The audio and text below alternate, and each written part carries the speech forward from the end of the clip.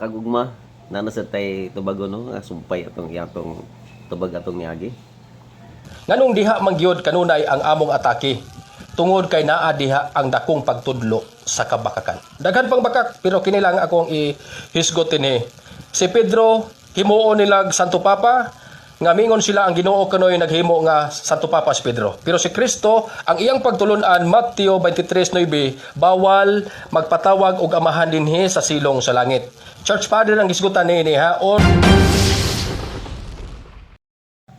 Atong makita mga kagugma nga ang iyang pagsupak gibase lang niya sa iyang kaugalingon nga pagsabot. Gigamit niya ang Mateo 23:9 sa iyahang kaugalingon nga pagsabot. Dili bitaw mo sabot sa unsa gyud ang gipasabot sa nagsulat ni San Mateo. Unsa gyud ang gipasabot ni San Mateo? Siya San Mateo may nagsuwat ana. So iyang kaugalingong pagsabot, iya ding gi-apply nga sayop mo. Ako ang insakto. Bakak pagyud kuno nagtudlog bakak. Ikaw ang nagtudlog bakak kay giagi ra nimo sa imong kaugalingon nga understanding. Unsa man day ang nasuwat sa Mateo 23:9? Atong basahon na og nainsakto bang imong pagsabot? Mura ba yung correct pa minahon? Sa ato masanon say nakasuwat dire. Matod pa di sa nasulat atong basahon na. Og dili ka mo magtawag bisan kinsang tawo nga amahan ninyo sa ibabaw sa yuta.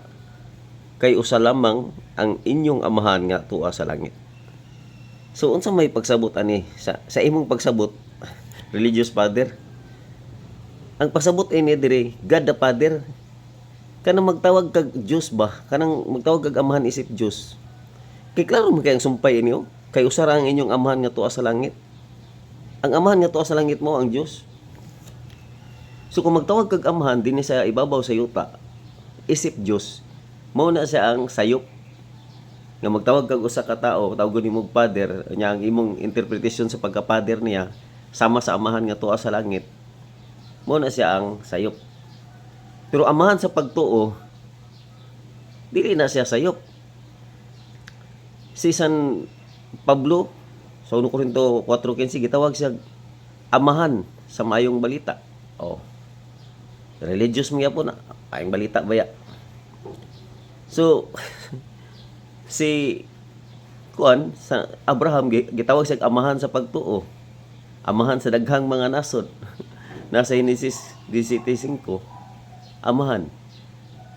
Pero sayop mang pagtawag og amahan sa religious leader, isip religious leader ha, dili isip Dios, dili. Mabasa mo gud nimo sa Biblia. Atong basahon sa Biblia mga kagugma aron iyang masabtan. Atong basahon sa Isaias 22:21-22. Unsa may nakasuwat dire? Ug akong suluban siya sa imong sapot, ug baskugon ko siya sa imong bakos, ug itugyan ko sa ang imong kagamhanan diha sa iyang kamot, ug siya mamahimong amahan sa mga lumulupyo sa Jerusalem ug sa balay ni Juda. Sa 22, ug ang Yahweh sa balay ni David igabutang ko sa iyahang abaga, og siya magabukas og walay makatakom, og siya magatakom og walay makabukas. So unsa may punto diri mga igsoon? Kining gitagaan og Yahweh mamahimong amahan. Oh, kinsa man ang gitagaan og Yahweh? Wala lalain si San Pedro Apostol, San Mateo 16:19. Gisingle out siya sa pag-ingon sa tong Ginoo nga Pedro, ihatag ko kanimo ang Yahweh sa gingharian, bisan unsa imong pagagapuson sa yuta ginapos sa langit ug imong paghubaran sa yuta gihubaran sa langit. Si San Pedro Apostol man na siya po ang gisingle out sa tong Ginoo sa pag-ingon sa San Juan 21:15 ngadto sa 17, Pedro nahigugma ba kanako? Si Pedro ningon, Ginoo nasayd kang kauno higugma kanimo. Atimana nga akong mga karnero. Oh. Pedro nahigugma ba kanako? Kaduha si puta na. Ginoo nasayd kang ako nahigugma kanimo, atimana nga akong mga nating karnero. Oh. Ikatulog ipungutan sa Pedro nahigugma ba kanako? Ni San Pedro Apostol nasubo kay gipangutana siya sa ikatulo. Muna side ka sa tanang butang, ug na side ka kako ni gugma kanimo. Ingon natong Ginoong Kristo, ati manang akong mga karnero. Unsa man ang karnero? Katawhan sa Dios. Salmo 79:13, ang karnero nagrepresentar sa katawhan sa Dios. Si San Pedro Apostol gisinggol out sa tang Ginoo nga mo'y mo atiman.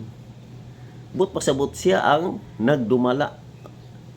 Kung mayong ikang nagdumala, siya ang nangamahan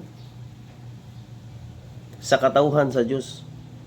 So dili sayop ang pagtawag og amahan ni San Pedro Apostol.